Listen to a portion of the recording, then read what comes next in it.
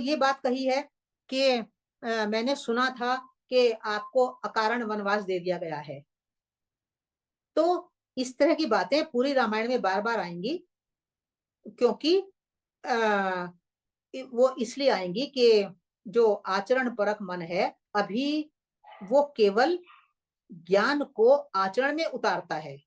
अभी वो त्रिकालदर्शी नहीं है, उसने सुना है केवल। अभी उसको अपने आप से उसने कोई देखा नहीं है, उसने अपने आप से कुछ समझा नहीं है, केवल सुना है।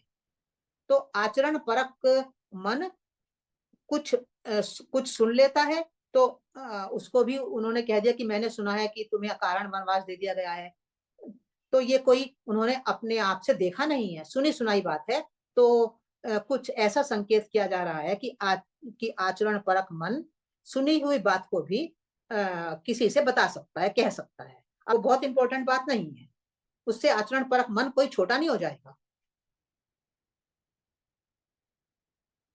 तो कथा के कहने का तरीका है, कथा के निर्माण का ये तरीका है। कुछ तो उसमें जोड़ना पड़ेगा ना, कुछ बीच बीच में। एक कथा को एक कथा को एक श्रृंखला में बांधना भी तो पड़ता है।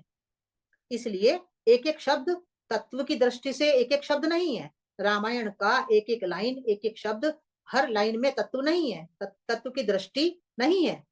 बीच बीच में व्यवहार में जो कुछ होता है उसको भी मिला दिया गया है। बीच बीच में जो बहुत प्रकार की विद्याएं होती हैं उनको भी मिला दिया गया है। जैसे अभी इस अध्याय में भी अब उन्होंने कहा है कि पर्णशाला की वास्तु वो कर लेते हैं, इसका वास्तु यज्ञ कर लेते हैं। तो वास्तु कोई वो उसका कोई तात्विक अर्थ नहीं है इस संदर्भ में, पर महाकाव्य है ये। महाकाव्य में बहुत सारे विज्ञानों का होना आवश्यक है, तो उन्होंने वास्तु को उसमें डाल दिया।